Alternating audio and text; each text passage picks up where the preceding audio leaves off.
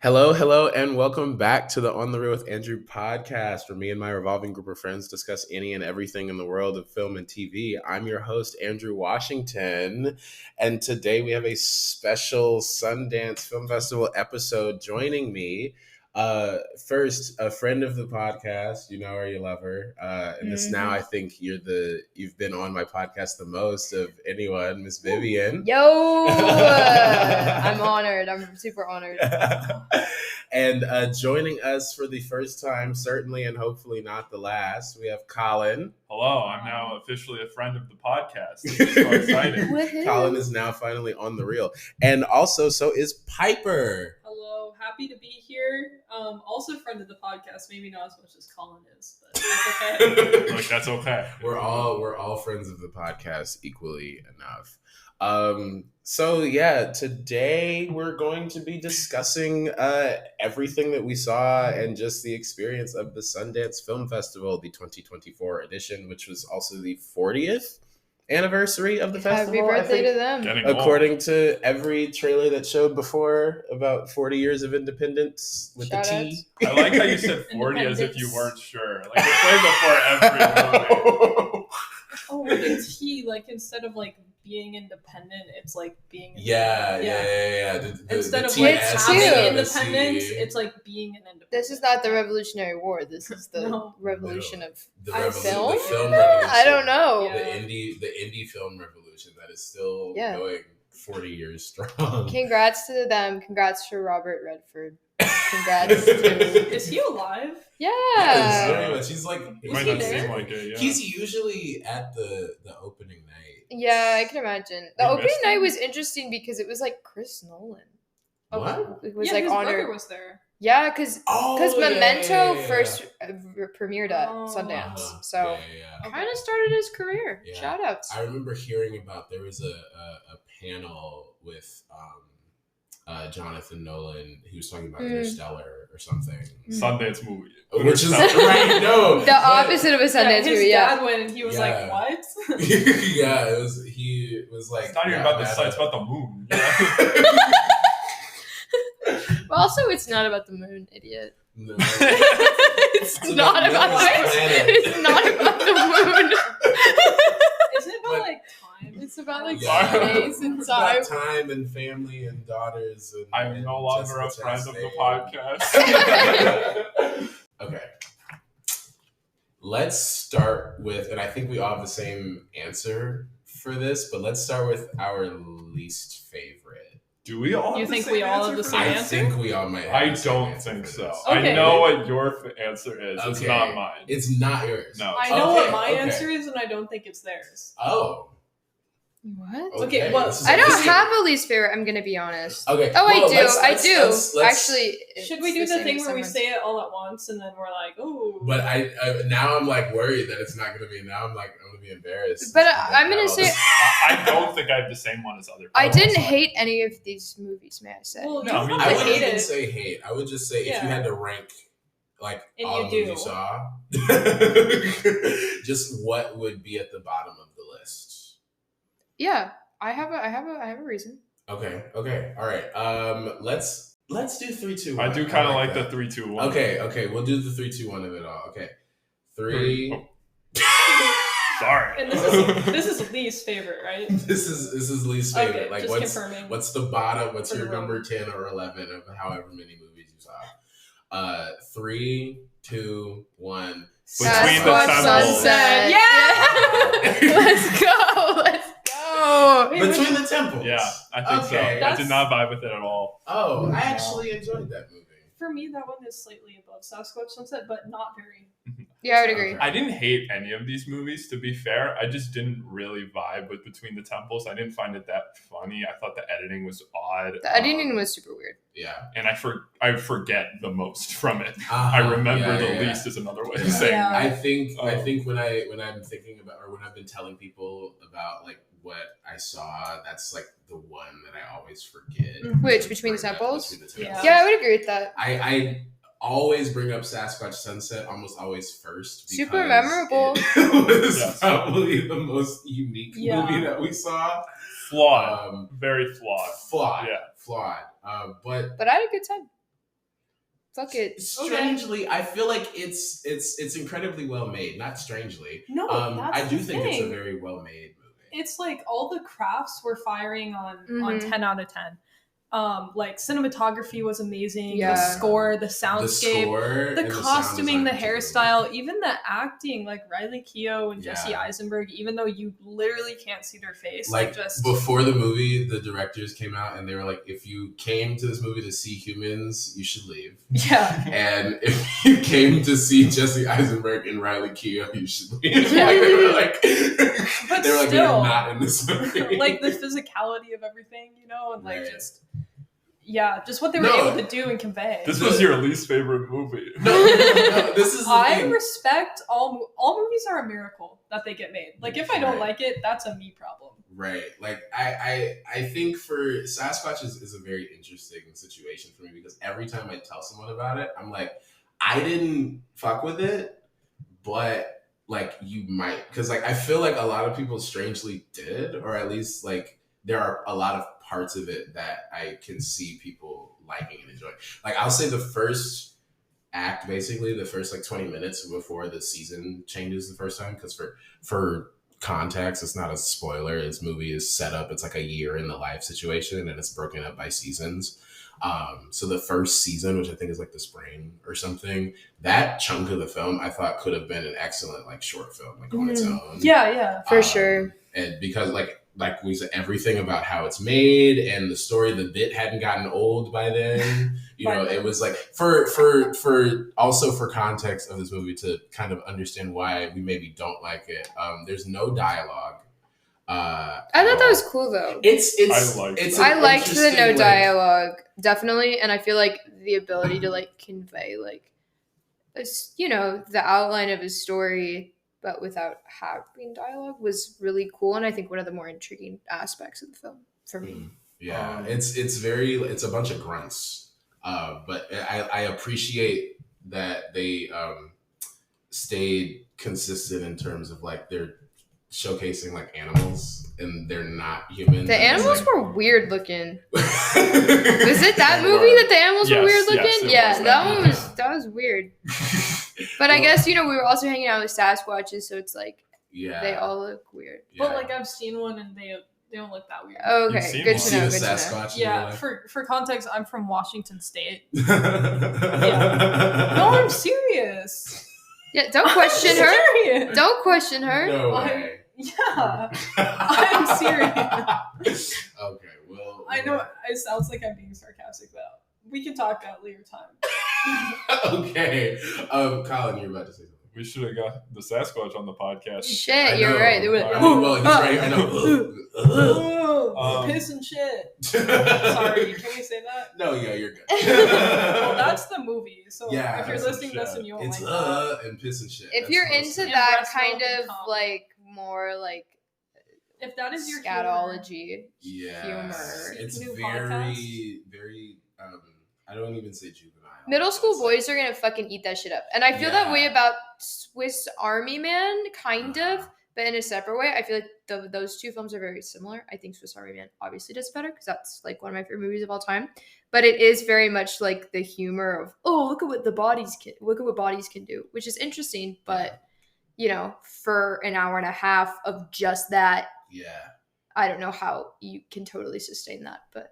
Yeah, I think that is the main thing that irked me, or not irked me, but just like got on my nerves about it was the bit got old to me Definitely. fairly soon. Really Swiss Army Man was mentioned, and that's like my favorite movie. I So pointed to at you. defend to defend Swiss Army Man. No, I love against- Swiss Army Man.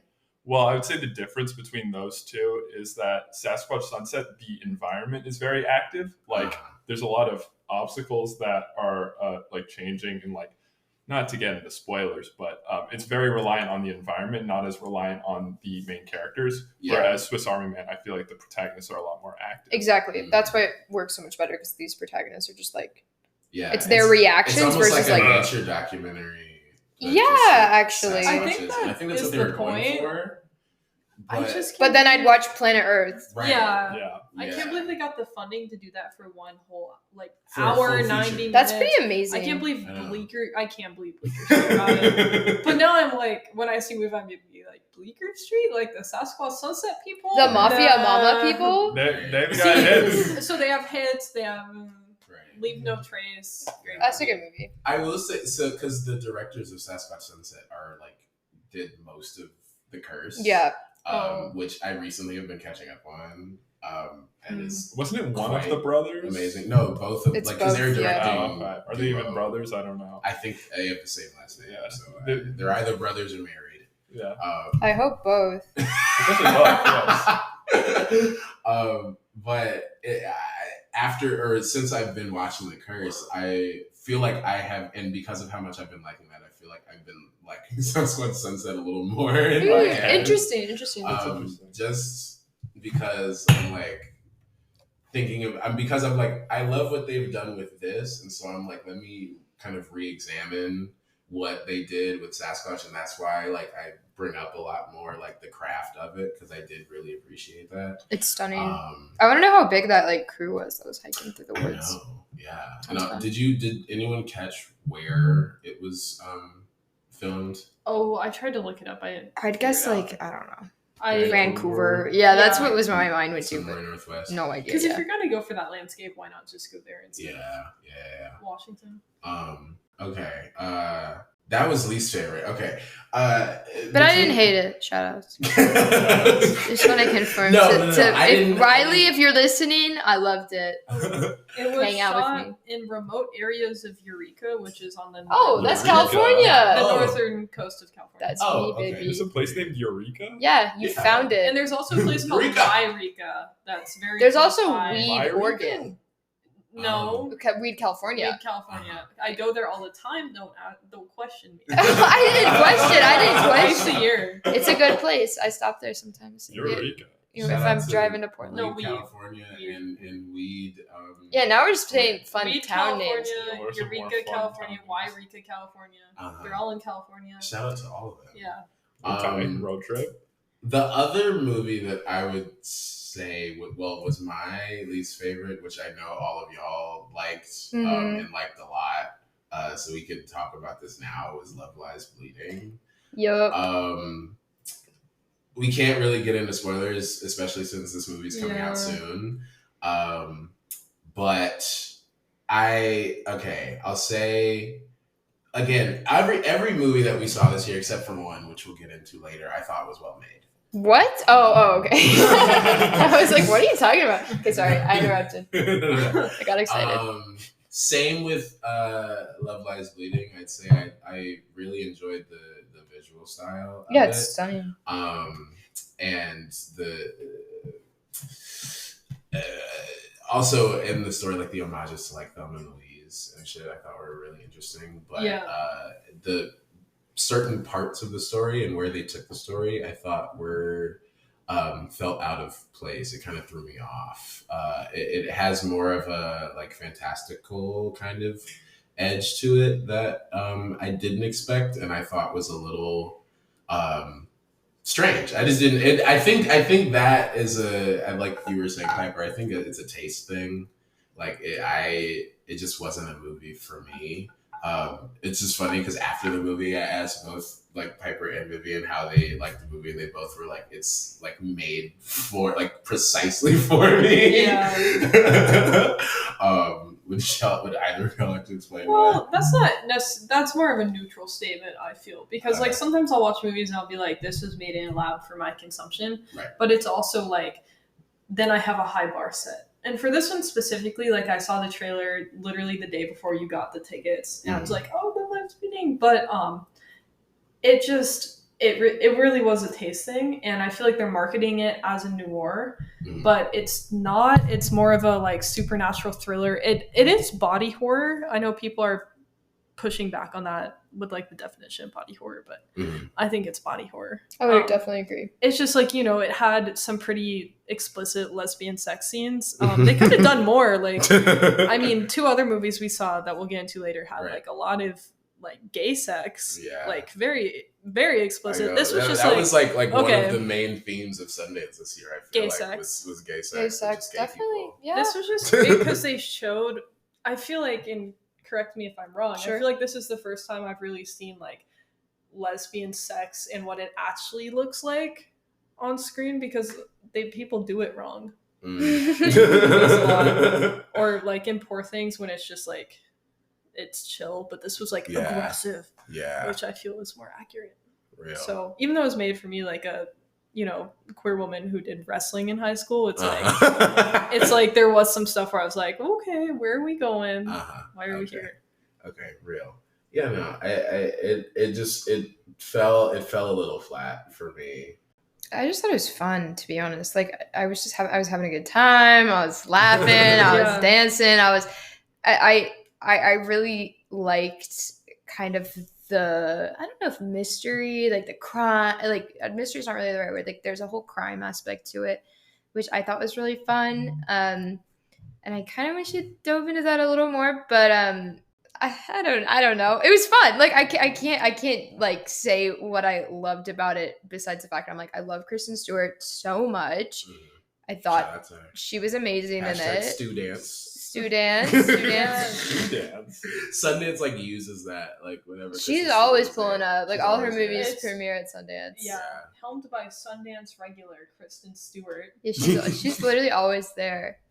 But yeah, I thought it was, first off, I thought it was stunning visually. I think that was like what I loved most about it. Just like, yeah, it was gorgeous. The cinematography was gorgeous. Just the way the shots were all set up were gorgeous. I think the plot moved at a good pace. I never felt bored when I was watching the movie, where I was like, okay, we've figured out this long. It was like tight. It was tight, which is what's great about Sundance is all the movies are like hour and a half. And so, you really take advantage of that runtime. And I don't know who the girl besides Kristen Stewart was, but she's really great. I think her name is Katie O'Brien. Yeah, she's really great. I think she's a new. Is she? I hadn't heard of her before, so I don't know. She was really incredible, and Ed Helms was really good. Not Ed Helms. I wish it was Ed Helms. Can you imagine if it was Ed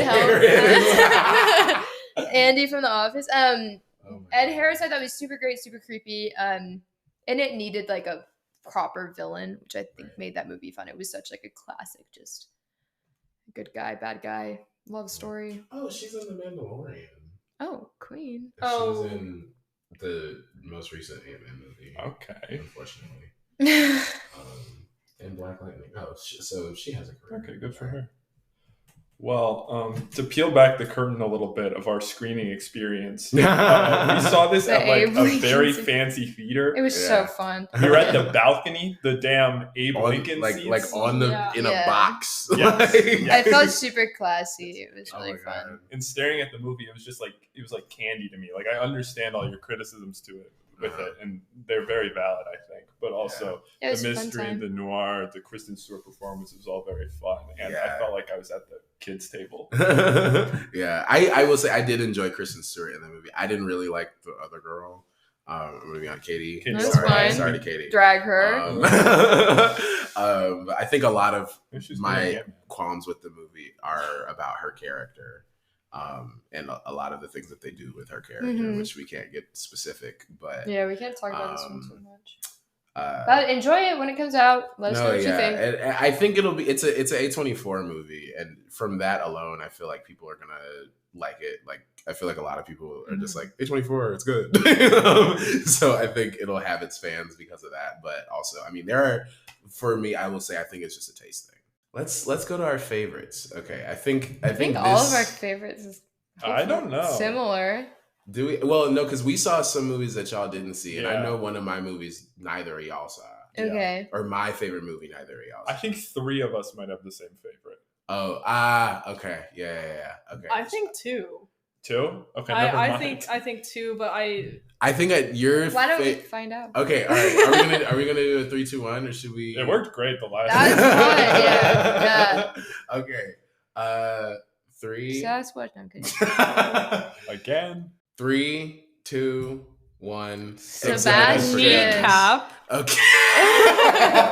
Yeah. Okay. So I knew that was gonna be y'all's too. I love And that movie. that's why I was like, I think too, because I'm gonna go with Kneecap. Yeah. However, I knew you were yes. gonna go with Kneecap. I literally added Sebastian to my favorite list on Letterboxd. It's Oh, awesome. like period. that movie rocks. I loved it It's so much. so amazing. Okay.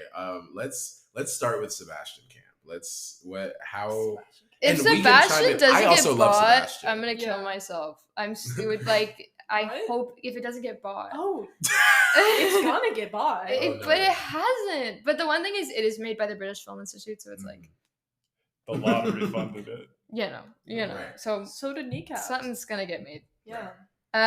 Sebastian's amazing. It tells the story of a young writer who is going method acting, and he is writing a story about male escort services, particularly through the lens of online and this new technology we have. And so in order to provide inspiration for his story, he becomes a male escort himself and gets into lots of trouble and lots of fun shenanigans. Right. Not really. It's not Yeah. that fun and, Yeah. and exciting. Yeah. But it's so stunning. I've been recommending it to literally everyone I've talked to. Yeah. It's amazing, Colin. Yeah, once it gets bought, I will be recommending it to all my people. All your people. Yeah, all my people. I think that lead actor is incredible. He's kind of got Oh like my god, he's so good. He looks like and Harris he's Dickinson. So hot. kind of got a Jesse Eisenberg face a little bit too. I don't No? see that at Okay. all. Saying that after I Okay, just said Colin. he's so hot is kind of crazy. I'm sorry to ruin this for you. Look at it again. I think he looks like Harris Dickinson, and I think he looks like James Norton. Okay. Harris Dickinson. I don't know who James Norton is, He but was I like love in Harris Little Women. Dickinson. No, it's valid. I've seen a picture of him. Okay. Okay, anyways, enough Yeah. about what this guy looks like. Yes, but about the movie. He looks great, and I don't know. It's beautiful, and it's quite simple, but I think it's very good to watch as a writer, and like it's very rich and. What was really Loved it a lot. fun to make it about myself was there's a whole plot line in this book, and it's a symbol kind of throughout about Bret Easton Ellis, who's an author that I'm obsessed with, and I bought the book that they were talking about the day before. And I was like, wait, did I manifest this? So it was very exciting. I was like, the shards, I just bought that. But sorry to like kind of go off of that. I think there's a beautiful like metaphor with Bret Easton Ellis throughout it, which is like, this isn't about me. These my books aren't about me. And they kind of keep playing that up. They play audio clips of Bret talking about how he's not his characters. And I think that's just such like a genius way to kind of connect it to the real world and connect Sebastian's story to be like, it is me, but it's not me. And then I'm not going to spoil the exact last shot of the film, but it really wraps it up super well. So, yeah. I think because that was one of my favorites that I did see. It wasn't my particular favorite, but I love the kind of like almost meta nature of it. Totally, in the sense exactly. Of like, there's in him writing the book throughout the story, he has a lot of conversations with his publisher, and they kind of use those scenes as like, talking. It's like it's a meta kind of commentary on like the film, but then also like the story. It's those scenes I thought were executed really well, and I love that kind of framing device. It really made it similar to we were talking about almost similar to American Fiction, which I don't think you've I seen haven't it, seen American Fiction, but you've seen it, I Colin, have. and I know Piper's seen it. In the sense that like where am I going with this? I know. I mean, I feel like I was the one making these comparisons. Initially, it's just like, I'm sure I can say the plot of American Fiction. It's the trailer. It's like he writes a book, and the community is like, oh, this is the Black book, and he writes it kind of to make money, and is like intentionally. Yeah, so he's making stereotypes, and he's trying to be like, no, this is satire, and they're like, oh, but we want it like this, and he's like, but like I'm Black, why can't I? And that's just like me trying to recall American Fiction from a month ago. But those themes I saw in Sebastian, where he's like, no, this is my story, like as a gay man, and they're like, oh, but no, we think it goes like this. And he's like, no, this happened last night. Mm-hmm. Right. It goes like this. I loved that a lot. Right. I thought that was great. There's like have you guys seen Barry?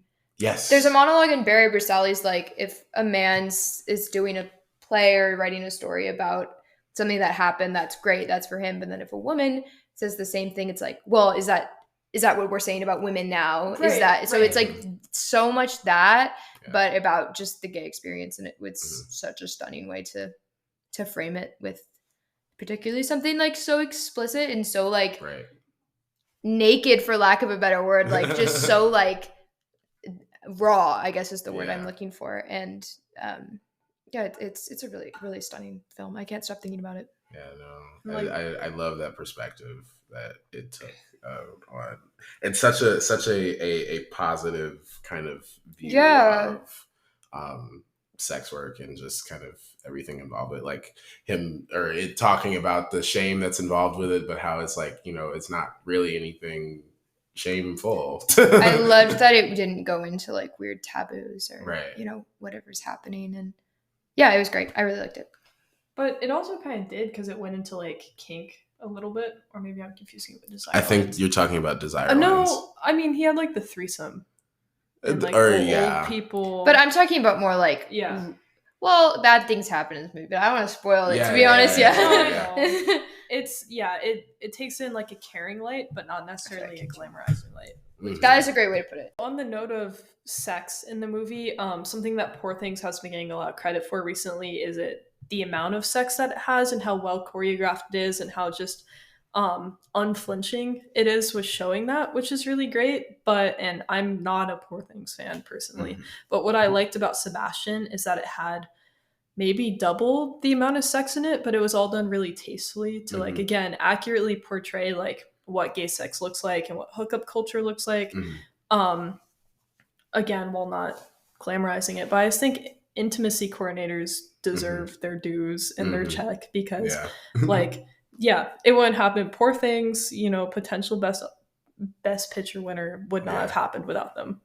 It's probably not gonna win, but I feel I hope it doesn't win. But it won the Globe for comedy over Barbie. Is that true? Yeah. Oh shit, it did. I forgot about that. I know these things. So real. Do you want to talk about Kneecap? Of course I want to talk about Kneecap. Talk about Kneecap. So Andrew was just like, I bought movies to this random movie. I bought tickets to this random movie called Kneecap. And I was like, okay, sure, let's go Kneecap. Right. And then Sony bought it before we saw it. We were like, Sony Pictures wow, Classics, okay. Yes. Sony Pictures Classics, which is important to know because Sony Pictures Classics is a very particular, like they have a very particular style of movie. Yeah. And this is not that. This is not that at all. The senior citizens aren't going to Kneecap. And they should. They should. And so we go, and it like sells out instantly after that. So we go, and it's this really shocking movie because it's so silly and goofy. It's being compared to like if John Carney, that's who it is, if he like did LSD and then wrote a movie, it would low key. Okay. I kind of see that. Yeah. It's awesome. Like it's a musical. It's a biopic, but it's really a story about preserving indigenous languges, which is incredible. But they also and like indigenous culture in general. I forgot what I was gonna say. I'm so sorry. It's no, you're good. It's it's based on the story of this Irish rap group by the same name. We're all seeing. Who we are seeing. They're coming to LA. They're having a North American tour. So come get tickets. If you are listening to this, on the Real Family, buy tickets. You will not regret it. We will sign autographs. They will sign autographs, I'm sure. They give out free drugs at their concerts. That's a plot point. That is in the But yeah, I'm sorry, I've just remembered. Okay. It's told in the style of Italian neorealism.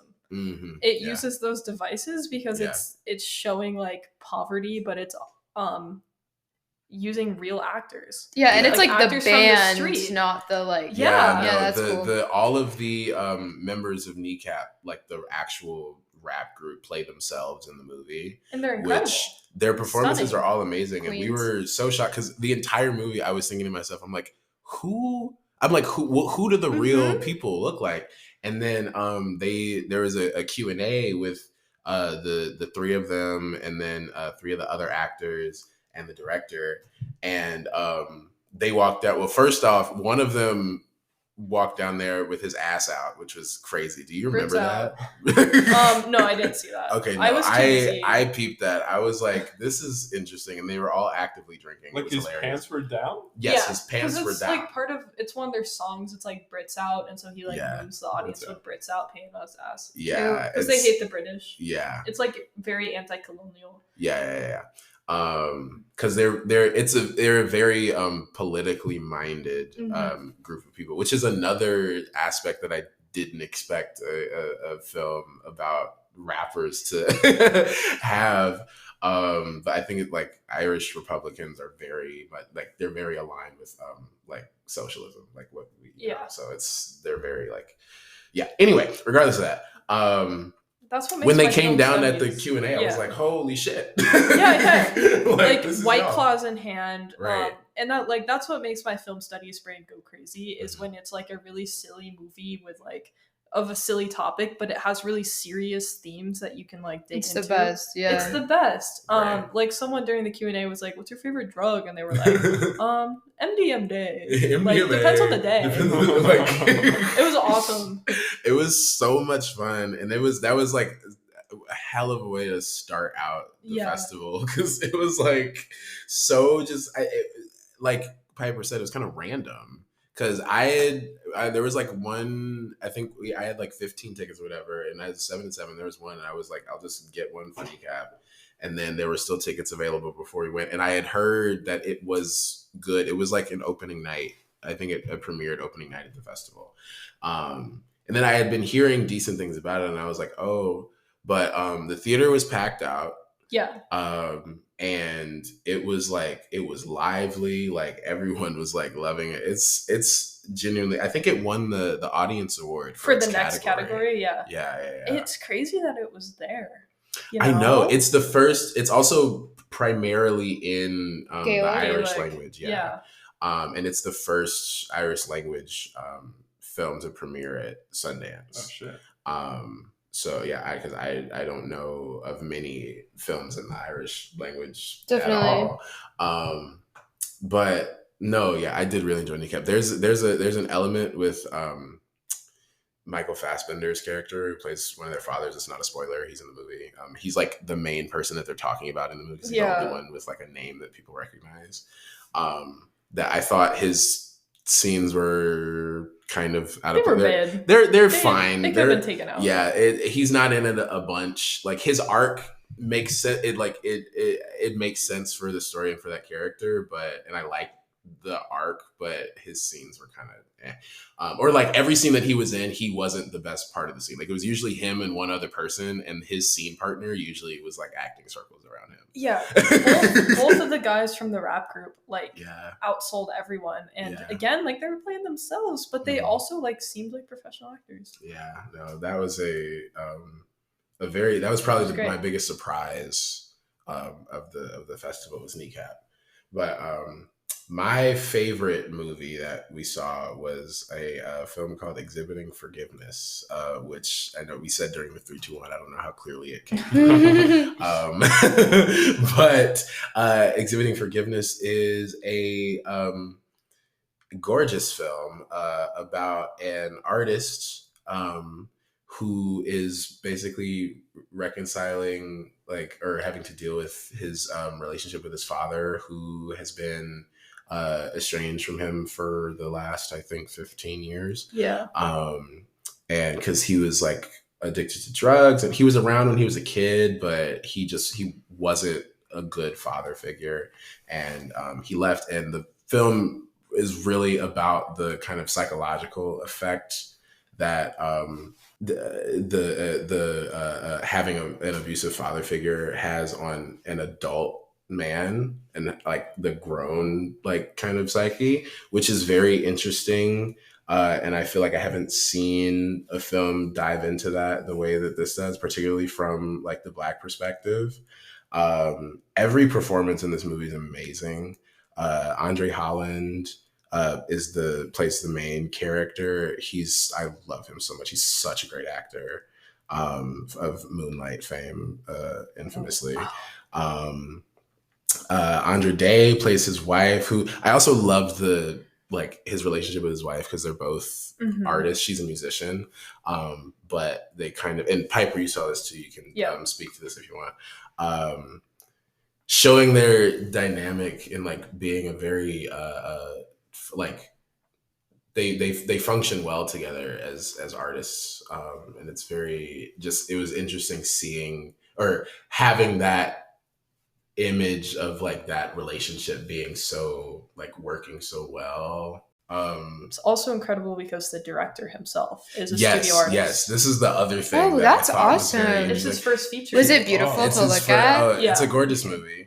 I think his name is Titus Copper. I'm gonna look that up.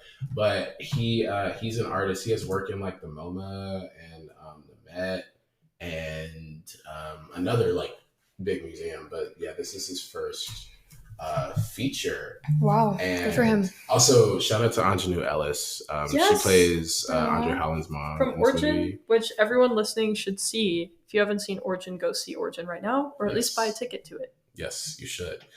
Titus Kafar.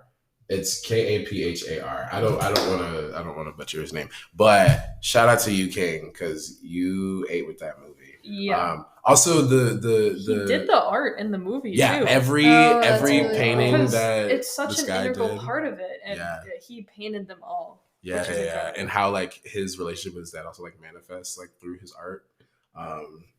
It was a very interesting movie. It spoke to me a lot. There were a lot of scenes where I just felt like I couldn't take my eyes off of it. I love when a movie makes me feel like I'm holding my breath for like a scene. And there were multiple of those. There's one specific scene where he's like recording his dad, and they trade monologues about how his absence affected his son, and it's really beautiful. It's intercut with flashbacks. The subtext in that scene is amazing. Like the screenplay. Like there's certain parts of, there's one line where he was like, and I think I put it in my Letterboxd review. It was like, why is it that bad days are more saturated like in your memory than good ones? And he was like, how am I supposed to be able to paint a sunny day if I don't ever remember seeing one? Right. And I remember hearing that shit, and I kind of had to sit back with it for a second. Like not that it took me out of the movie, but I was just like, it's gorgeous. I was like, it's just like, when there's movies that I really love, I can't really talk about them that well. I get kind of like tongue tied with it, but that was one of those movies. I genuinely like. I foresee it being like high on my list of my favorites of this year. Yeah. By the end of it, I think it'll get bought if it hasn't been. Oh yeah. Did it? I don't think it's been bought yet. Nothing's been bought. It's really odd. Yeah. Right. It's super odd. Yeah. Only a few things, like the things that were bought before the festival, and then I think I only heard about 5 things. Yeah. It's really odd. Yeah. We were talking about it in my internship. They're like, we've never seen it like this before. Yeah, it's really interesting. I wonder if there's a particular reason. Colin, what were a couple other things that you saw? Well, speaking of getting bought, it was announced the other day that Superman, the Christopher Reeve story, which is like a weird name. Shout out. I feel like isn't it like Super Slash Man or something? Yeah, it's Super Slash Man. It sounds like something I'd find on Tubi. Right. But it was bought by Warner Brothers Discovery for like $15 million. What's the difference between Warner Brothers Discovery and Warner Brothers? I think Warner Brothers merged with Discovery. Yeah, it's all the same. Oh, okay. Yeah. I don't know. It probably. I didn't see it, but I feel like it gives like HBO documentary. That's what I was thinking too. Yes. I didn't know anything about Christopher Reeve. I knew that he played Superman in like the 70s and 80s, but that was about it. You didn't know about the him being paralyzed? I knew he died. That was about it. Okay. And there's like this 9-year period where he's paralyzed but still alive, and that's where the whole movie is told from. It's like told. He's reminiscing on his life from that perspective, and him being like regretful and all the things he thinks he did and didn't do.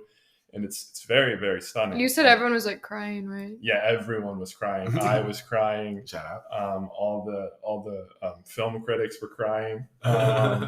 He has this line in the movie where it's like whenever I dream, it's like I don't imagine myself in the wheelchair. So he's like constantly imagining like what he would be like if he was walking again, and he's constantly trying to get to that point, and he never does. Sad. And it's very, very tragic. And it's beautiful though. And there's a lot to say about like mourning and learning to live with yourself and all that sort of thing. And it's beautiful. That's great. Do they I wonder, do they talk at all about his like influence in like the field of like stem cell research and stuff? Yes, there's a lot of that. He's also like a bit of a controversial figure because a lot of it's about like trying to cure yourself, and it's like, is that really what we want to be doing? Right. That's a great point. It's really interesting. No, it is really interesting, and it's not. I wouldn't say it's like entirely pro. Like there are things about Christopher Reeve's life that are like staying in his life. Yeah, definitely. And whether or not you love him or hate him, I think it wants you to understand him, and I think you very much do understand that point of like being at that place and being like, oh, I don't want to be here anymore. And like, is that okay? Is that not whatever? But, you know, you understand the emotion of it, and it's very beautiful. There's also like a very stunning like 3D animation in it of like a marble statue falling. It's beautiful. And they cut back to it at several points throughout the documentary. I don't know these directors very well, but this is like the first thing I've seen from them, and it's beautiful. It's very well edited. And also Christopher Reeve, very rich. So there's a lot of home video footage, and there's a lot before the accident of him watching like horse footage, and it's like very like almost eerie. It's that like, is really like, oh yeah, I know, and he's like such a blank expression on his face. Footage? He like, fell off a horse and got paralyzed. Oh, I should have explained that. Sorry, but he's just like watching it with his kids and like being like, that's really tough. Yeah, that's never gonna happen to me. And like the last movie before he got paralyzed, he was playing like a paraplegic. There's a lot of like crazy coincidences to it. It's like it's like mythology. It's this crazy Is he story. still alive? No, he's not. He died a long time ago. Yeah, like 2004, I believe. Oh, okay. But check it out. It'll be on HBO or Max or wherever. Okay, nice. Yeah. It'll be somewhere. It's a lot like that Daniel Radcliffe stunt double documentary that Max just had. I never saw it. I didn't watch that. It's pretty I've good. heard of I want to. The Boy Who Lived. Yeah, I want to see that one for sure. Did y'all see many documentaries? Because I feel like we only saw three. I saw 3. I saw 2. I saw like a half of one. They were some of my favorites of the festival. I really liked. I remember there was one documentary that Colin and I watched called Love Machina that was really good.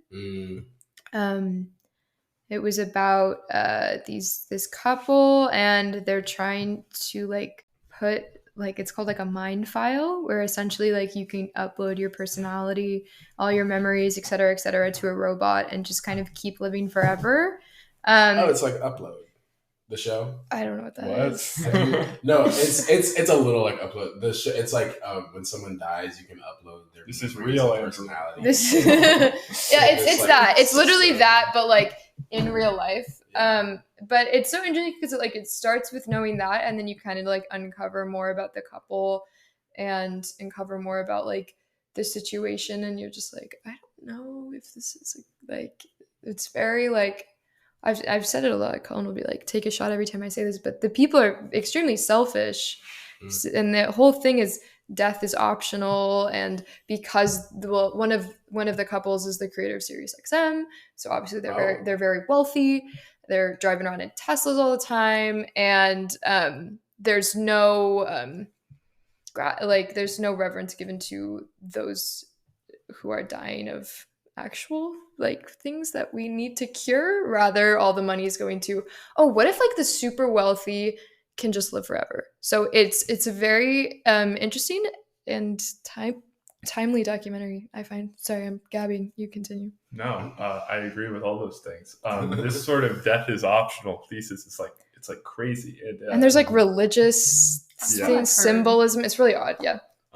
Christian religious symbolism or just like cult-like? Cult-like. They have like a flag, and then there's like posters of the couple inside of the facility that has like the Star of David and like just different like a cross and like different like I don't know what the moon is for like a Muslim like Islam, like I don't know what that is, but like there's different symbols for different religions, like connected around like the head of this person, and it's very interesting, but the filmmakers never like take a stance on it, which I like.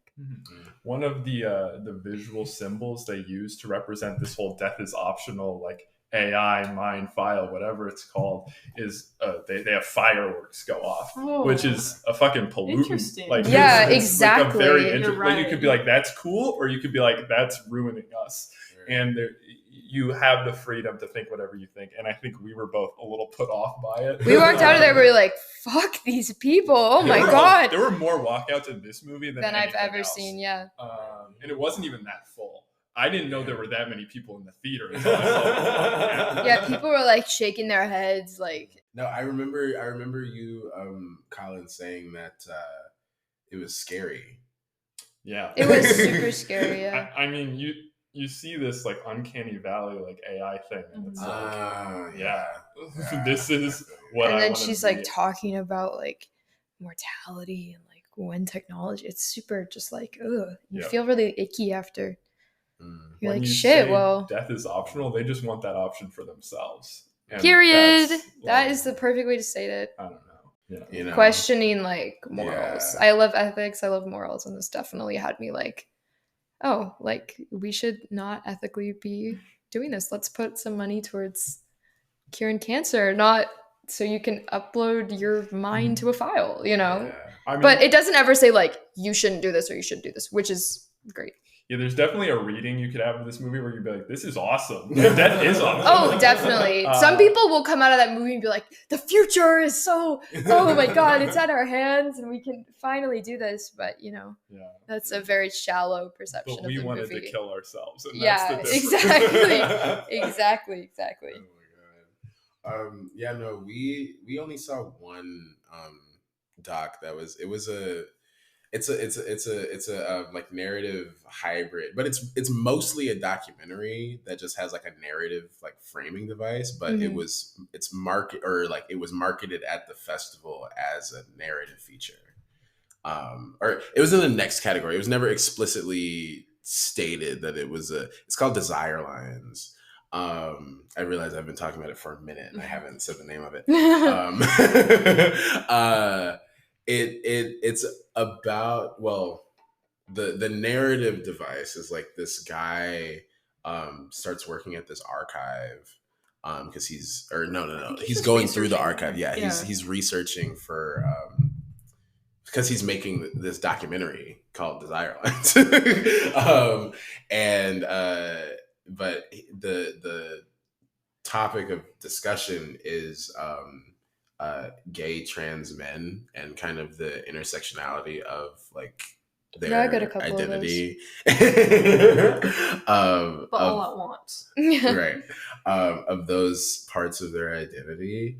And the documentary parts of it I thought were very enlightening. It's a lot of it's just interviews with people that identify as gay trans men and kind of talking about a lot of aspects of their identity, mostly about their sexuality, their sexuality and their gender, and then how like they kind of see them interact with each other. But it was very enlightening to just kind of hear people be so open about their lives and their sexuality and themselves.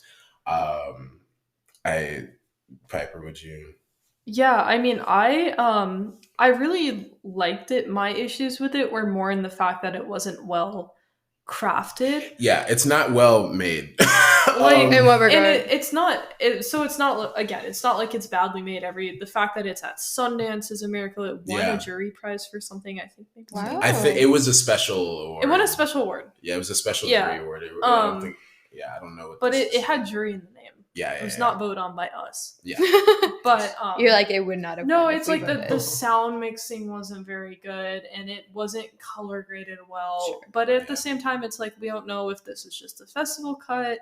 And the director was there and he talked a lot about just the fact that they had absolutely no money. Like, I'm not sure who that lead actor is. Theo Germain. Yes. But the fact that they were attached was honestly still a surprise because I feel like they are such a name specifically in the queer community. Yeah. Like the politician, they were in lots of things that I can think of, but can't name at the moment. They slashed them. Other shows. Yeah, the horror movie. Yeah. Great title. I think Buildings maybe. Great title. Literally. Shit. No, it was at Outfest though. That one best title award. Best title award, dude. I need to see it, but yeah, anyways, and Colin just added to his watch list. Yeah. Like the actors, they were all great, and I really liked the documentary component because it's not like it would be like, okay, now we're showing like this archive footage. Really, it was like these interviews, and then they had one archive interview that they intercut with this person their first name is Lou. Lou Sullivan. Yes. That was a big focus. That was like the first gay trans man activist.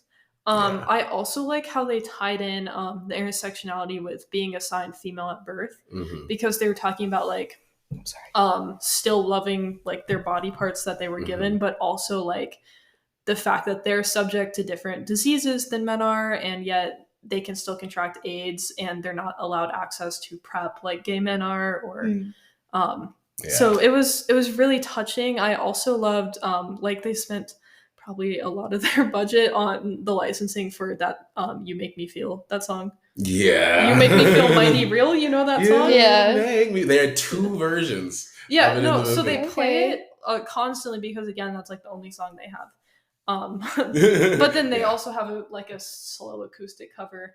But that song kind of symbolized a feeling of just like dread almost, because it also had this haunting tone that I felt over it.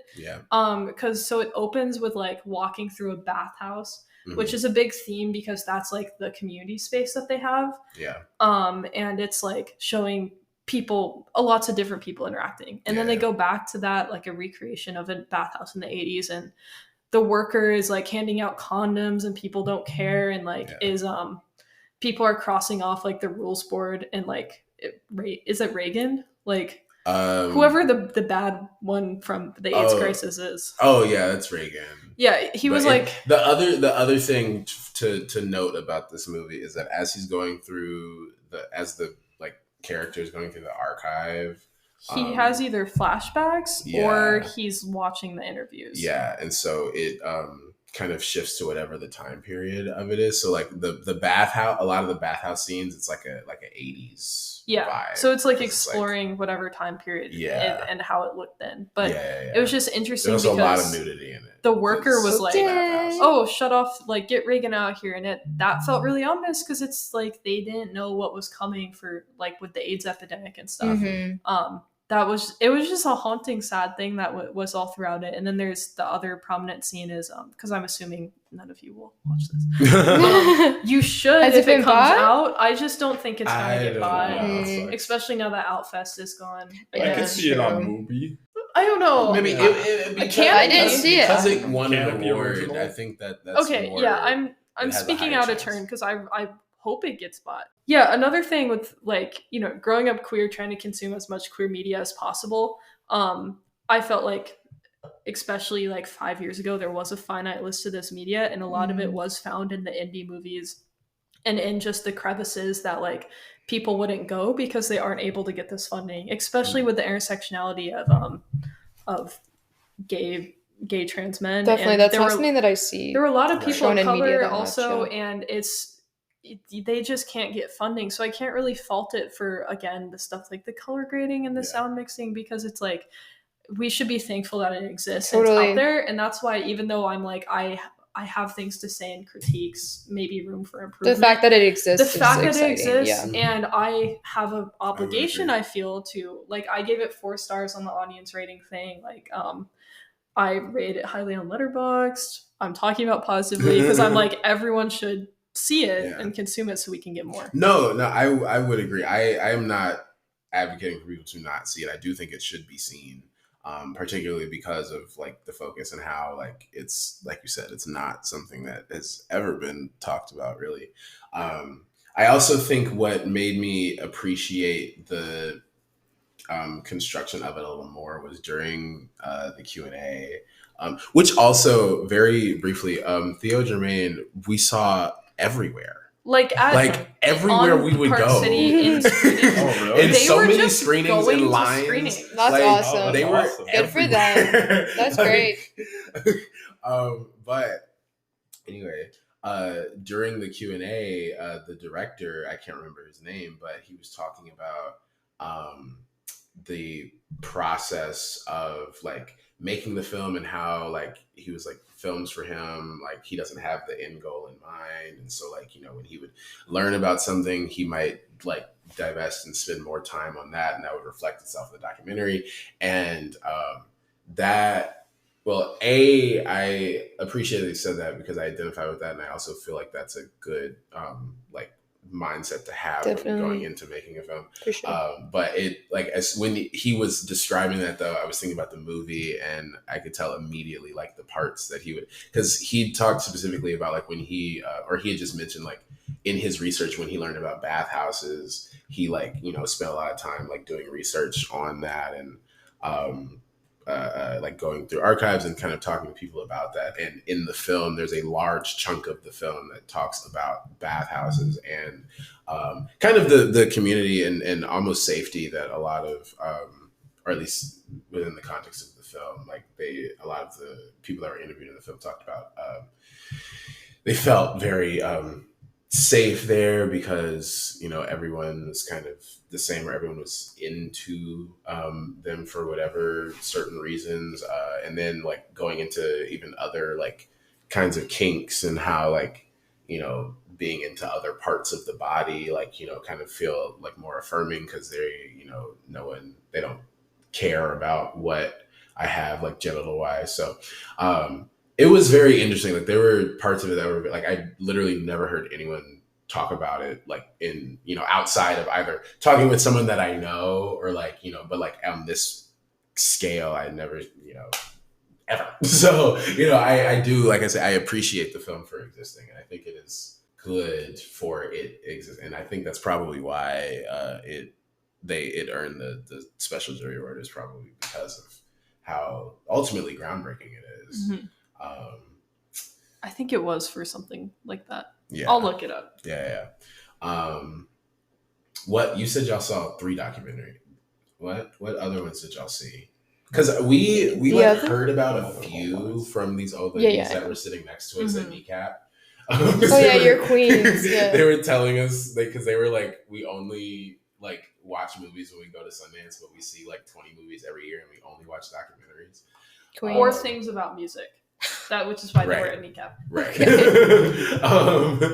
So we heard about a few things from them, but I don't think y'all saw anything that they mentioned. So what else? We saw a movie called The Mother of All Lies. Okay, I've seen that, like, which was really good, but honestly, like I was so burnt out that like my mind was like a million different places. And was it a late night? It was late, and it was like our 4th movie of the day. Okay, yeah. But it was really good. But I didn't like. I was a little in and out of it, if that makes sense. So I don't know if my criticisms are like most fair. I feel you. No, I get you. Yeah, very fair. Yeah. I reflect the same sentiments. I was also very burnt out. I reflect the same sentiments. That was fucking awesome. Okay, sorry. I got excited, Colin. I'm a poet. I was very impressed. I didn't mean to. I got really excited. I'm sorry. But there's a lot of very cool miniatures in the movie. There are a lot of very cool like editing techniques. It's just a very impressively constructed documentary. Before the movie, there are like hundreds of logos, and that's a Sundance staple. Yeah. But, I love when movies. I'm like, what is that? Yeah. Have you seen that Family Guy bit? like with the are you talking about like the production like yeah. You know that Family Guy bit where is it The Simpsons maybe? I don't know. Where they're watching a movie and then like all the things are coming up and it's like just like 12 of them. That was what that felt like. It's true. Literally. But yeah, it was beautiful. Don't have much to say, but I did love it. And, I'd be interested. I think the framing device of it. So what's the subject? Okay, so it's about this daughter and she's trying to or this granddaughter, and she's trying to figure out kind of about what happened in her childhood, what happened in her parents' childhood. And that was kind of like, so not censored from her necessarily, but she, her grandma kind of protected all that information. And so it's just, they're making models of the town that they grew up in, which I think is, I don't remember, to be honest. Doesn't totally matter. But then there was like a mass genocide there, and the government took over, and like a lot of bad stuff, a lot of unmarked graves, that whole sad situation. And so she's recounting the story with her dad, right? Her dad. And they're building models of what happened, and the grandma's watching and being like, that didn't happen, but they're all like, yeah, it did. Like, there's newspaper evidence of it. So it's like the way it's set up is super cool. I do think there was a little too much emphasis on the grandmother, the mother of all lies, as she's so titled in the film. I think it would have been better if it was just kind of like a rundown of the family rather than this is about how my grandma lied to us our whole childhood. That might have been a good twist at the end, but knowing from the beginning that she's a lying bitch. I love like reflexive. Oh, definitely. So that sounds very like Stories We Tell, or yeah, it was very much that vibe, but with dolls instead of. Okay, or like, have you seen Barbie? It's a little different, but Dick Johnson Is Dead. Yes. No, I can see that. But yeah. It's about like the filmmaker kind of reflecting on like her family, because it's about her dad. That movie's better, I think. I would agree with Vivian's points on the movie. There is one really cool like visual symbol they have throughout the movie where it's sort of like this, I don't know if it's like a status symbol, but like all families need to take they take pictures in front of these palm trees and these beaches. And so it looks like you're in Hawaii. Yes. So it kind of touches on like the subjective nature of like what you present and like the memories you share. Okay. And it's very interesting. And we were tired, but we liked it though. Yeah. We were just like exhausted, and it was really heavy. They were talking about like all of these murders and like sexual assaults, and I was like, yo, I'm gonna need just a break, like a quick one. Was this also at the Holiday Village? Yes. Yeah. And we didn't get into the movie we were trying to get into. I don't remember what we were trying to get into. Was that My Old Ass, I think? Oh, yeah. We were trying to get into that, but whatever. It doesn't matter. We didn't see it. But yeah, anyways, that's that. Okay, slay. Speaking of grandmas. Speaking of movies. This movie, Thelma, was such an experience. Was it our second? No. It was on the second. It was like that first day we had 3 I think movies. It was our fourth. Yeah. Oh, it was the last movie. Oh, right. Yeah. It was the night movie. Okay. Because we had to run from Sasquatch Sunset. Yes, it was. Oh shit! Oh my goodness! Thank God. We left as soon as it went black at the end. Like we were in the middle of the row on the balcony. And we were like stepping out. I didn't care. No, everyone next to me, around me, was eating up that movie. I was oh my God! Before there was a group of girls. They were very loudly playing "Fuck, Marry, Kill." Wait, what? The Sasquatch? Yeah. No. Before the movie started. With actors. I do that all the time. Actors. So. No. It was just funny. Like that, I think, was probably one of the screens where I did the most people watching. I love people watching this. And so I just remember hearing like that conversation very vividly. They said what'd they say? Robert Redford, Harrison Ford, or William Shatner. Oh, that's a good one. They were like, fuck Harrison Ford. And they're like, Ford, now we're in their prime. She's like, now. Still, my answer stays. Answers, But I think William Shatner's on the moon. You marry him. Hey, you gotta get that moon money. Yes. Yeah, Interstellar plot. Just before you go into Thelma, to speak on the people watching a little bit, at Sasquatch Sunset, I was seated right behind this, I believe he was a religious writer. Yeah. He's writing for some like Bible newspaper. Okay. Shout outs. We chatted him up in line. But he had very animated reactions to the movie. So I love being a voyeur and watching. He was very shocked by everything. And I was like, okay.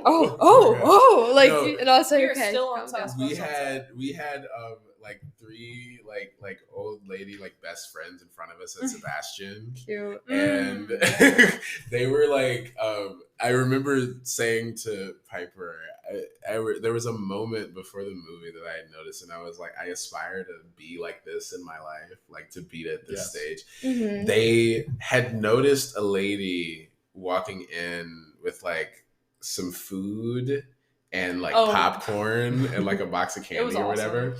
And I could hear them. They were like, oh, look at what she has. Oh, look at that. That looks good. That looks great. Like, oh, I want that. I want that. That's so cute. I want that. And then no one got up to get anything. They talked about the entire. They just talked about like, oh yeah, that looks good. Like they were just like gagged and just like such little thing, and they were just like they're just excited to be like, there. oh, that looks like. And I was just like, That's I can't wait precious. to just be old with my besties, like being like, Just oh yeah, that have food a looks comment. good. Yeah. It does like look just. good. Just like having a full-blown conversation about popcorn, someone's choice crazy. of candy. Like at the movie theater? No. They're like, popcorn. How shocking. Yeah. But no. Okay. Anyway, Thelma. Speaking about old ladies, you know what? Old ladies are the best. All the segues. Thelma is a movie about a 93-year-old grandmother played by June Squibb, Queen June Squibb, Oscar nominee of Nebraska fame. Yeah, Queen. Shout outs. She was like the oldest nominee of all time, right? At that time. I know for that category because she was like. Wait, she's in Toy Story 4. Sorry. Yeah, she has. I'm looking at her filmography. I think she was like 85 or something. Ralph Breaks the Internet. Oh shit, she does got hits. Ralph Breaks the Internet. I love her. She just has such a nice like energy, and the way they were talking about her in the Q&A, I was like, she just seems like the most amazing person. They had hats that said June Squibb on it. It was so precious. Awesome. Hats? Yeah, hats that just said June Squibb. I know. I asked. Piper asked about the hats. Piper asked the kid from the White Lotus about the hats. Yeah. Like, where'd you get the hats? And they're this was an added screening too. Like we just got the notification. I was like, "Do you care about Thelma?" And Andrew was like, "Yeah." I had heard about it before, and I actually wanted to get tickets for it, but it was sold out. And I was mad, but then they added a screening, and I immediately was like, we should get tickets. And we did, and I loved it. But so it's about this grandma who is like tracking down the people that like scammed her out of $10,000. So cute. Like they like called her on the phone and was like, oh, my thinking it was her grandson, and they needed money from the lawyer, and she was like, oh, I need to get it back. And it's like. And then she goes on this adventure with like her like boyfriend, played by Richard Roundtree. Also, I think this is his final performance. Oh my god! But I did not expect him to be in. Yeah, Parker Posey is in it. She plays Craig, the mom, Clark Gregg from Agents of S.H.I.E.L.D. They got Clark Gregg in this? Oh shit! I care about him. And who the boy, the Malcolm kid McDowell? Malcolm McDowell, yeah. The kid who plays in season 1 of The White Lotus, the brother who sleeps on the beach. The one with the June Squibb hat? Yes. Yeah. Wait, they also got Thelma Post. The grandson. Oh, is it based on a true story? Well, no, it's the director's grandma. It's like inspired by her. Her name's Thelma, and she is alive in 103. Yeah, she's still alive. She's 103 now. But there's this scene at the very end of the movie where she's just in the car with her grandson, and they're talking about like, I don't even remember, like something about the mailboxes, beautiful just and like sweet, and just then such a sweet conversation. And then it ends, and then they show the real clip, and it's the same conversation. Stop. It's the director. That would make me cry. I'm so close with my grandma. I cried so so much. No, yeah. me too. I cried so much at the end of this movie. Like oh my god, it warmed my heart so much. But it's also like such a fun movie because it's like an action movie. It's so silly. Yeah, and it's like Tom Cruise comparisons. Genuinely. Yeah, no, like in the movie, Okay. like Mission Impossible is like they keep showing scenes from Mission Impossible Fallout. And there's one scene where they're like, Tom Cruise always lands on his feet, and then it cuts to the scene where he like is running off the thing and he like misses, like when he jumps. Remember when he fucked up his foot? Yes, that scene. It was, but anyway, it's like they make the tension in the movie comes out of like what is like scary for elderly people. So important. That's not shown enough in the film, right? And they play it up and they give it's like actiony, like the score and just the way that they present it. But it was really interesting in that it makes it funny, but it's also like very unique because there's one scene, one of the most tense scenes in the movie, is she's like she has to roll onto a bed to stand up to like get like something from the top of some shelf. And it's like played for like her like rolling on the thing and everyone in the audience is like gasping like when she like wobbles a little bit, they're like and then her trying to reach because she has to kind of stand up on her toes a little bit, and just like it's so fun, but also it just warmed my heart so much because it's like like I said, I'm really close to my grandma. And it being like the relationship of like the grandson and the grandma, and it's like because she's separated from the family, they're like trying to find her. That's like the other part of the story, and he's just like really concerned like all the time, and like his parents are really overwhelming, but he just like wants to find his grandma, and it's just so like. I know it was so good. It was so much fun. I was like I said, it was in so many tears. I was clapping so hard. I was just like, this is amazing. I was like, this is a 5-star immediately. I'm excited to see that one. I want to ask you, Vivian, about this movie that you saw that I wanted to see. Good one. It's such a good one. Yeah, it was really fantastic. I mean, it's like very simple, like Sundance, very small budget. It's just like 4 characters. So it is the story about a young girl. She's not that young. She's going to college, and every year her father's best friend, and his son, the 4 of them go camping together and go on like a backpacking, I guess. Mm-hmm. Yeah, they backpack in like a different location every time. Mm-hmm. And so this time one of the sons didn't come, so it's just her and the 2 dads. And she's queer and being a woman, and then compared to these 2 men who are very like hyper masculine in terms of, they're sporty, they're adventurous, they're going on backpacking, and they're talking about one of them just got married to a 20-year-old and like all this stuff. So it's like very it's just kind of talking about what women learn from men and what men learn from women, particularly like through age gaps, and how women are forced to kind of grow up a lot faster than men are. And yeah, I mean it's and then of course it has, I wouldn't say it's like a beautiful like look at like fatherhood and daughterhood in the way that like perhaps After Sun is. It is more saying like, oh yeah, like dads don't understand girls, and they never will, and you can't expect that. And yeah, it gets dark at some moments. It's really funny. I think one of the dads is like hilarious, and gives a really great performance. But yeah, it's really touching. It's a touching film, and just talking about going to college. I don't know. It's great. It's great. I really highly suggest it. It was my favorite besides Sebastian at the festival. Oh, okay, y'all 3 saw Rob Peace. Mm-hmm. I did not. Feel free to talk about that now if you'd like. I mean, yeah, it was good. It was like a very, very standard biopic. It told the story of this guy's life, and I don't think it was anything exceptional, but I did really like it. The story was really stunning. I think the main draw of that movie is that the main performance by this guy, Jay Will, shout outs, is really incredible. He carries the movie. Obviously, he's the main character. He's the title of the film, so of course he would.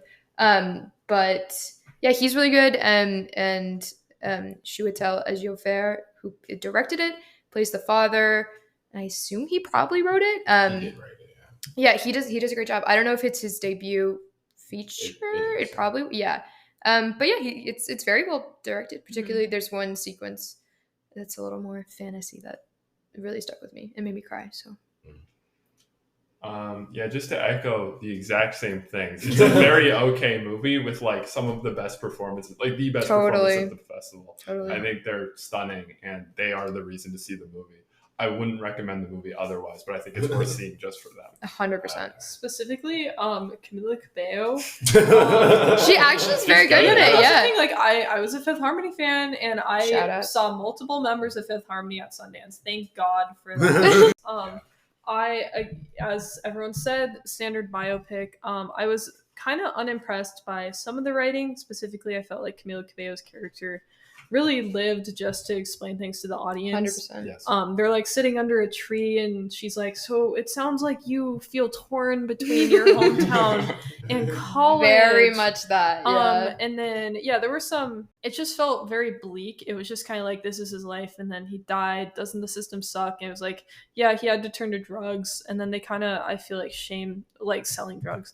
I feel like they shame that a little bit because they're like, look how it ended up. But that's true. Yeah. I felt like they didn't really do anything with that. Like, it wasn't really tasteful. It was just a little exploitative semi. That's just how I felt. I had more eloquent thoughts on this immediately after seeing. Oh shit. Okay, hold on. Let's talk about the American Society of Magical Negroes. Because I feel like we all like saw it and then talked about it, and then I don't know if y'all have thought about it since the festival. Totally. I haven't really thought like about I had it. fun. It, like for me, it was just like a rom-com. Yeah. And I was just like, oh, like cute. Like I had a good time. I laughed, and I was like, oh, this is sweet. And I did think Justice Smith is really awesome in that movie, and it brings up like really good points. It's a little too monologue-y when it's trying to explain like Black trauma, but because it's a literal monologue set on a stage rather than like that was the one part of the movie that kind of pissed me off.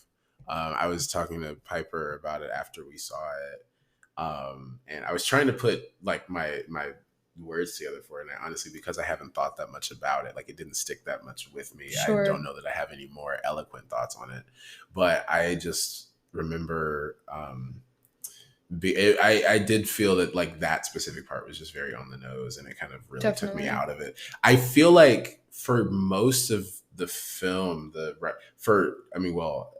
this is, I was going to say for context, but I feel like this is like the one movie that I feel like I was hearing a lot about before. Because it's coming out in like it's coming out soon. Yeah. Something like but that. the trailer came out and there was a lot of discourse about it. Were people hype or? Well, not actually, no. They were more like scared for like what it was going to be. Because like the title's rather off-putting. Is like people were thinking like, oh, it's about like, magical, like my cousin swiped up in my story when I said I saw it, and she was like, how is Harry Potter and the niggas? And I'm like, the joke was that because people thought it was going to be like about like Black people wizards, but which also like no, I think they leaned into that a little more. I'll say it. Yeah, if they kind of played more with the literal, like they didn't do enough magic Negroes. There. I said it. Yeah, how much magic is like leading into the trope, because the trope is definitely, like like the Black side character that like doesn't really serve the plot. Morgan Freeman and Driving Miss Daisy. Yeah, strangely, the white guy in Green Book is the magic in that movie. The way that they do that flip. Seen Green Book. I'm not going to. Yeah, you don't have to. But because they flip, it's like the Black guys learning from the white guy in that movie, which is like it's so. Oh God. Well, they learn from each other. Of course. He literally at one point he's like, "I'm more Black than you are." Oh my God, Jesus Christ! Or he's like, "I'm Italian." It's like, it's so. Oh my God. Yeah, but Italians aren't real. But it's like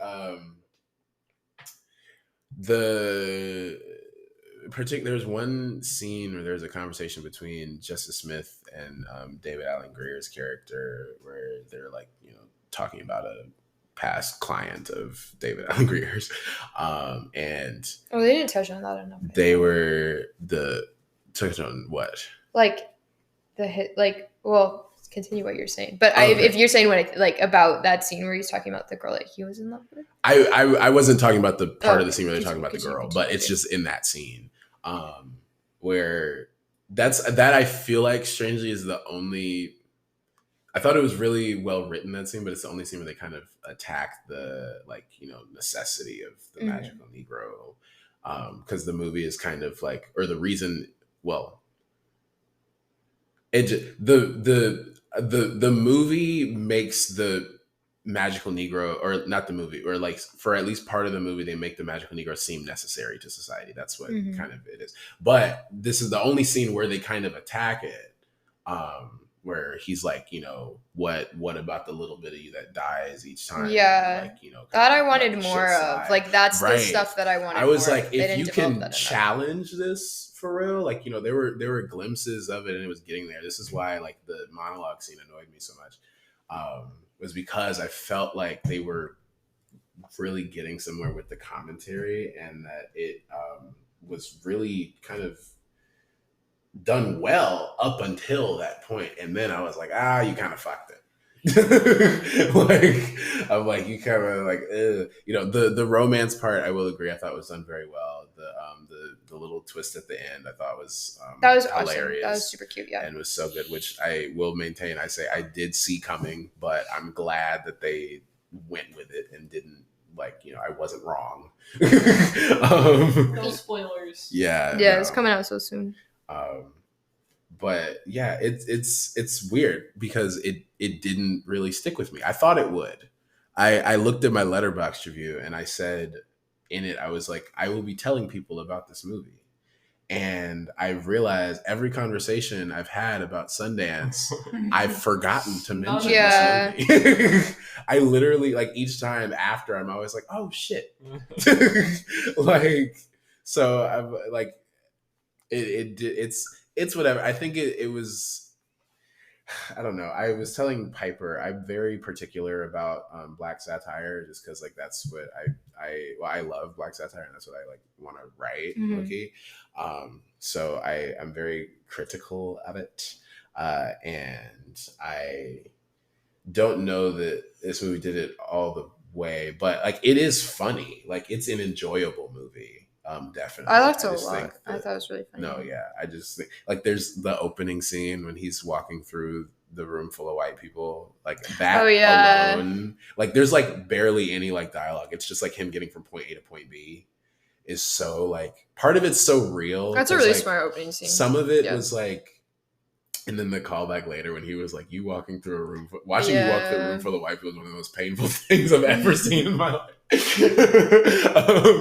But it was almost so real to the point where I was telling Piper, I was like, damn, I was thinking about just how I act around at least white people that I don't know, and just the movie was just bringing out they were calling out specific things that he would do, specific little things, and a lot of them were in that first scene, they just kind of, it was just these little he's like, let me squeeze, get past ya, saying sorry all the time, and just it that I feel like it was being really smart about it, and then I said at the end, I just feel like they kind of fucked it. But it's not a bad movie in my opinion. No. It was enjoyable. I don't. I'd see it again. No, yeah, I'll watch it the first time. People, right? People, like I said, people were talking a lot about it because they're like, "What is this going to be?" Because they're also just the image or the optics of it being about just him being with a white woman. Even though she's Asian, I think. I looked the actress up. Oh, okay.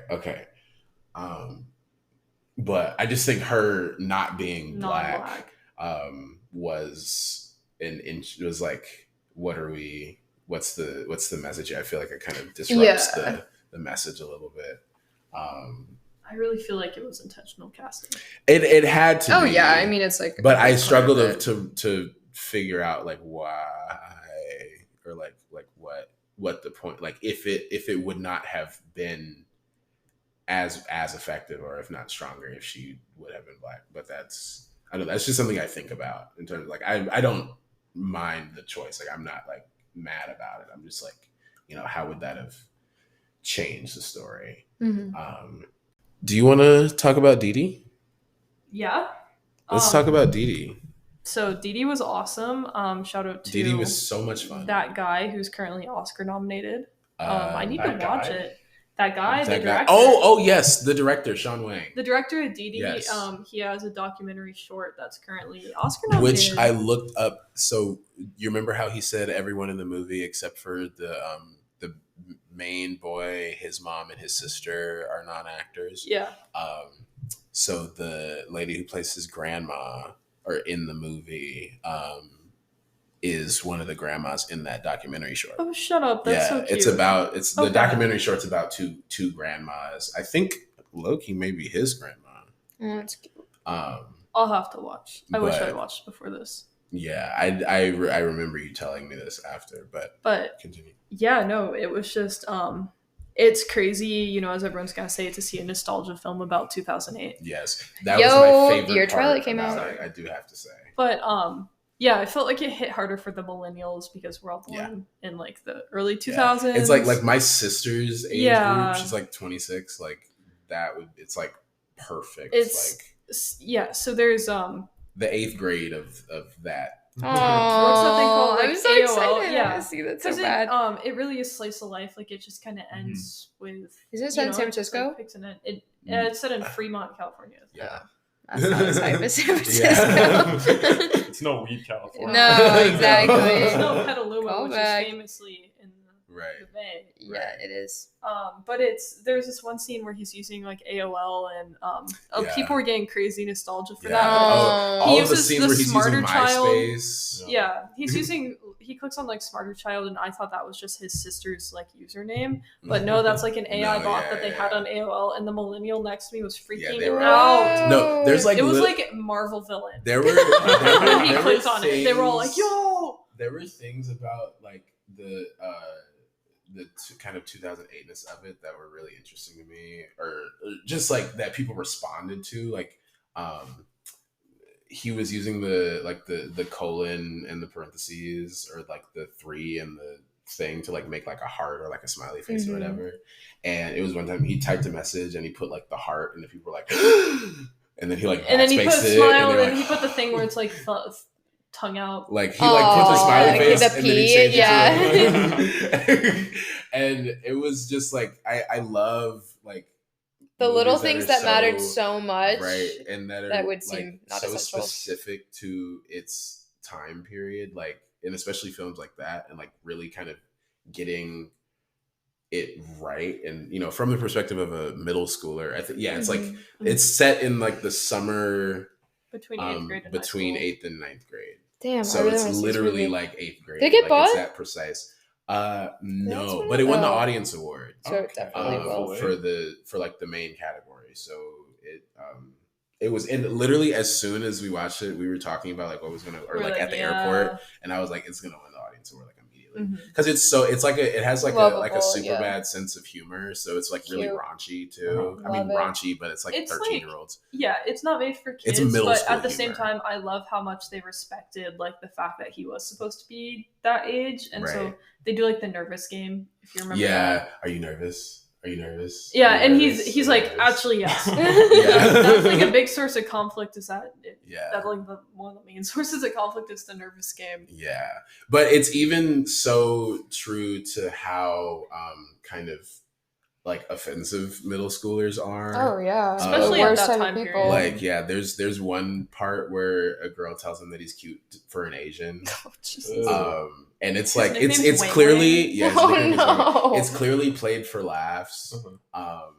but it was like the 2024 now sensibility of it. Like why everyone was like, oh. you know, but it was like back then kids were like, no, but it read to me. I was like, that's so like 2008. Totally, like, that's such a, you know, that's how it was. And I like that they can't fault it for that. I like that they stuck with that even in the, you know, good and bad. Not sugarcoating it just because this movie was made in 2024. Yeah, that's a good. It was I like that. It was very. My dad was responding to it. Hella, he loved it. Oh, he was at the movie. No, my dad was sitting next to. He was like, it was one part where his friend like gives him a nod because they were like beefing for a long time, and he was like, it's all he needs. It was like the last scene of the movie. I think he audibly said that's all he needs. Yeah.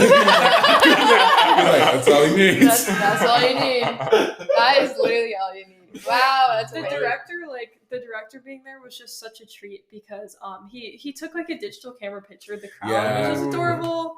But he said like speaking back to the fact that it's like the 2024 lens, he said like, I want this to feel like the time period, but you like while knowing that this is 2024 because they would have never made a movie with like people who look like me and my friends. Good point. Yep. Because it's like you know, he's Asian, he's Taiwanese, right? Yeah, I know in the movie. Yeah, he's Taiwanese American. in the movie, and then his friends are like Indian, and so it's like. And it really does show, like, I mean, I went to a pretty diverse school district on the West Coast, and I feel like that's what it looks like.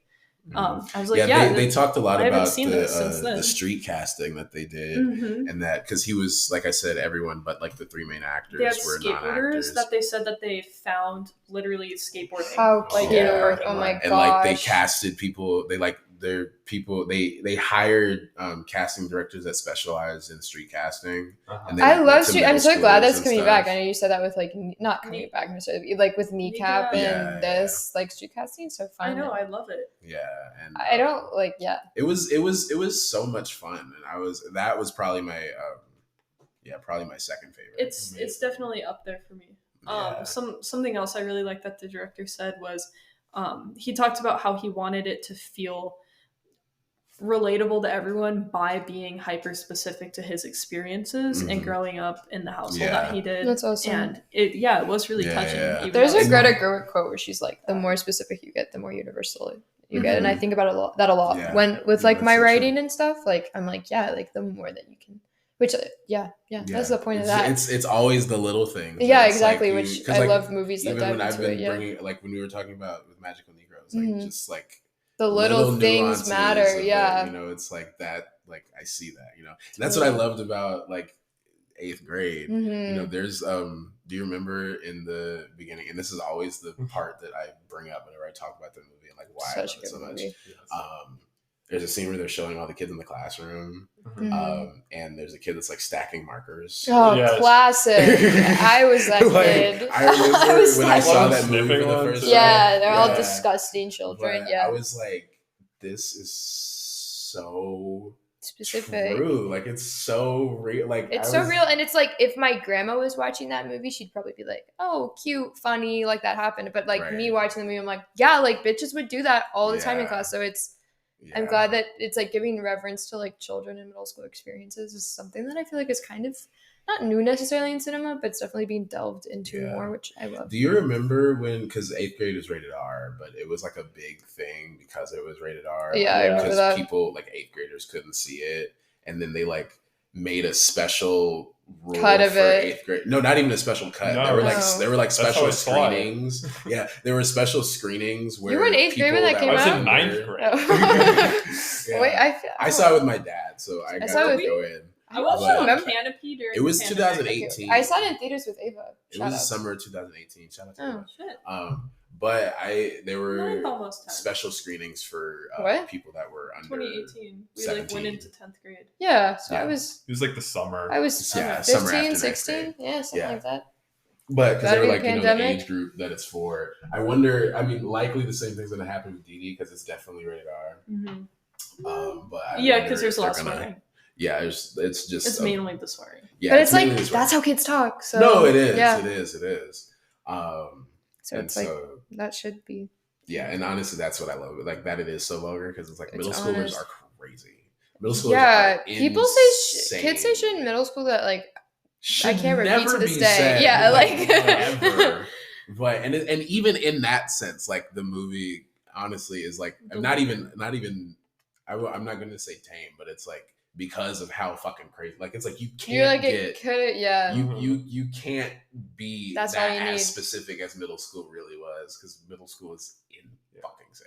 I miss it. I love middle school. No, okay. No, middle school. I miss the craziness of it, I guess. You stacked so many markers on top of each other. That was cool. I know. I was stacking. Right. Stacking. I could indoor recess shoutouts. Like having been 13 in 2008 and then watching that movie. Oh like it's probably how exactly I felt like watching 8th grade. Yeah. But like I could like for the people that. Oh my god. My dad still does that sometimes. Oh really? My dad would be like, Gucci. I'm like, stop. You're so annoying. Oh my god. Are you interested in talking about Hitman? I can give a quick little give a quick little thoughts on Hitman. Yeah, well, I was very excited to see Hitman because I'm a big Richard Linklater fan. Yes. And Richard Linklater, I know for making very human movies, like the Before trilogy. I thought you were going to say, Richard Linklater, you may know from us. Like, I don't know, sorry. You may know I'm him. sorry, I don't know. The Before trilogy and like School of Rock is awesome. I know. Have you seen A Scanner Darkly? I wish. No, Okay. That's like one of the animated ones. Oh, is that the one with Jesse and Celine in it? Or is that the other one? No, Robert Downey Jr. is in it. Oh. Yeah, it's like fine. Call me Richard because we got a link later. Mm-hmm. Bye. Anyway, I'm the only one that laughed at that. No, I was just stunned. I was taken aback. Okay. I needed a second. You need to think about it. Yeah. I didn't come up with that joke. I saw it on Twitter. Sorry. I can't take credit. Shout out to whoever's on Twitter. No, okay. I've been saying that joke for maybe 6 months. Colin knows because I say it all the time. And then this afternoon on Twitter, I saw someone tweet, "Call me Richard because we got a link later." I'm like, someone's stealing the joke that I'm stealing. Stop. Stop this joke stealing. Yeah. No, exactly. Oh my god. But okay. Well, yeah. What was I saying? Richard Linklater makes very human movies. This is not that. I feel like Richard Linklater is embracing his inner dad, and he's making a dad movie. He's aging. It's a very fascinating movie, I think, though. Glenn Powell also wrote it, which is quite odd. So random. Did he write it with Richard? Yes. Okay. Oh, Richard loves doing that. He does that. I think he just gives them credit for like helping craft the character, like improv. Glenn Powell is no Julie Delpy. I'll say right. that. Right. But, how do you compare the two screenplays? Because for me, like the Before trilogy is like I literally have the screenplay of it over there. Like that's like I think the best screenplay of all time. I am not buying the Hitman screenplay. Okay. But it's very fun, and it did give me a lot to think about. Okay. It's like this cop that poses as a hitman to like entrap people, and there's sort of an interesting element to like the person who would do that and like the sort of things they get up to. He's got all these fun little disguises, and it's a very fun movie. It's a very fun crowd movie, I would say, which is interesting that it's coming to Netflix. Right. But you know, see it with a group, you know. We'll have to go see it at the Egyptian. Fun. Oh yeah. Shout out to the theater. So yeah, I would recommend Hitman. Period. My favorite movie I watched at Sundance was Naiad Sweep Incoming. God, I missed that one. It's it's pretty great. Might get Oscar nominated. The Oscar nominations came out while we were at Sundance, and we were freaking out. The Oscar experts were there. Oh my! Did you? I feel like I only ever heard. There was like one time where I heard people talking about like the nominations. Oh, like, it's what everyone was talking about in our lines. Really? Oh, well, y'all had a bunch of like press people, so I'm sure they were like going crazy. What does Cinema Joe think? What does Cinema Joe think? I think we saw Cinema Joe. Did we talk to Cinema Joe about this? I think we taled to him before the nominations come out. We have a friend, Cinema Joe. You know, follow us back on Letterboxd, Cinema Joe. Yeah, fuck you. If you're listening, and we know that you are. Yeah, he's listening to this. But yes, I'm sure he loves Naiad though. Yeah, that's none of that. It's got women in it. I feel like he's a feminist. Yeah, he would. John McFor is his favorite movie. Yeah. Oh my god. Okay, I think did y'all want to say anything about Tenderberry also? Because that's the only other. It's good. That's all. Yeah. Tenderberry's fine. Okay. That's the end of that. And then, did you want to talk about Go Fish? Great movie. Yeah, I mean, it was an amazing Q&A. Because it was cool. It was part of the like 40th anniversary retrospective. We saw it at the Egyptian Theater. Yes. Recently, Which Oscar my first time producer. at the Egyptian Theater. Amazing theater. It was the first theater. I think that they are in Park City that they started using for screening. And I looked it up today for my article. It opened in 1926. That's exciting. Really? Isn't that so cool? cute. It's the 100. Adorable. Isn't that adorable? That's like Thelma age. Yes. Yeah. Oh, we definitely do. That'd be fun. Yeah, the Q&A was awesome because it was like the director and 2 of the actresses and then 2 of the producers, and everyone was so grateful to be there and to have their movie still cared about and recently restored. It looks great. Yeah, I love film restoration. They showed some like before and after of the restoration. Like I love watching those videos. I just watched a documentary about like how they restored like It's a Wonderful Life, and I was like.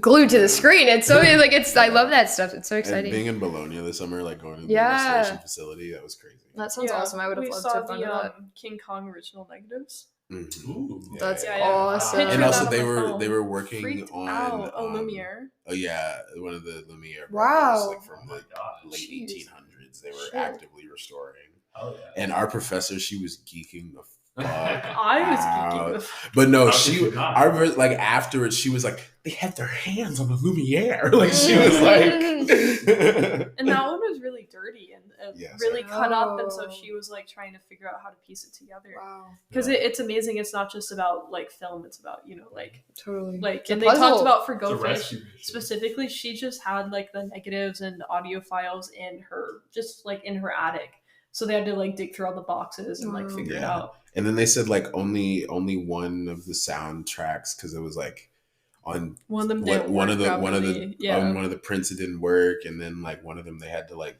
it was like they didn't know if it was gonna be able to work, but then they got it right, and it was they've been restoring it since I can't remember, but it's been like a few years. It said like 10. Yeah, I think like 2014 or something. I feel like I remember them saying. Wow. But no, I mean the movie's very it's a 90s indie movie. Like it's so textbook, like and you can tell they talked a lot about how like it was they all shot in all their own apartments, and like they didn't have dollies, so they sat the tripod on a piece of cardboard and pulled it. Everyone in it was queer except for one guy in the background of the scene, and everyone giggled. She was like, "It's in the comic book, like that guy is straight," and we all giggled. And it was so funny because during the movie they were sitting like kind of near behind us, and they were like giggling and laughing at shit. Yeah, like that they were just laughing at the most random times. Oh, just like stuff like they like shit that they production. would like they know. And then they talked about some of them because there's one scene after like they have sex. This movie came out in 1994, so it's whatever. But after like the 2 main girls have sex, one of them is like she's like walking through the city, and it's like the music is real like jovial. It's just like hilarious. Yeah. But they were like it's so fucking good. dying. They were cackling. It was really good. It reminded me of like a Spike Lee movie almost. I mean, in that like especially from that and the time producer, period. And it's in black and white too. She's produced like a lot of Todd Haynes movies. So and she's like currently, all of them. She also did Past Lives, so she's currently Oscar nominated for Best Picture. Yeah, she did like May December and like Carol. And she was humble. It was like don't 30 point minutes. Me. You and Carol. That happened to me earlier today. Josie was like, "Are you a Carol fan?" I was like, "Oh, pull up into Sri Lanka."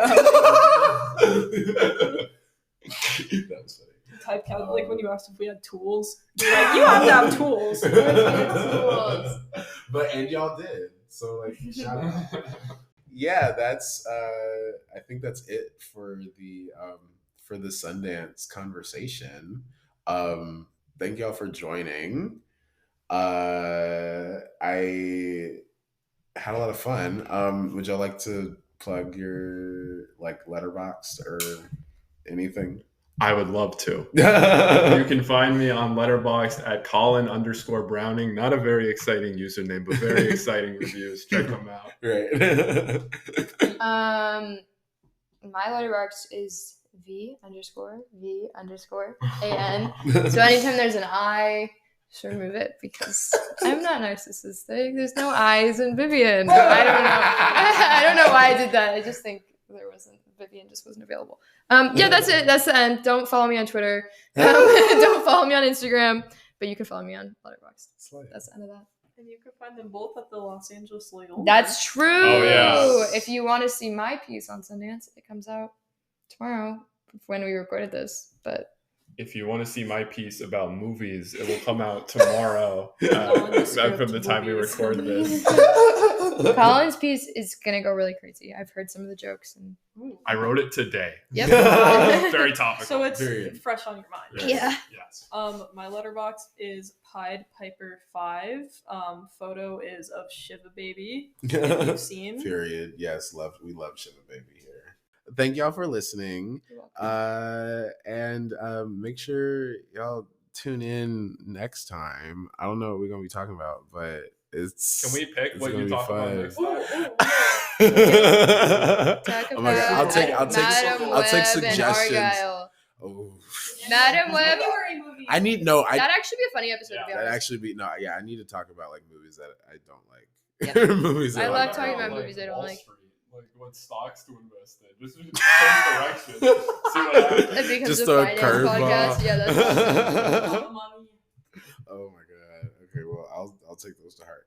But please do. All right. Well, goodbye. Bye. Bye.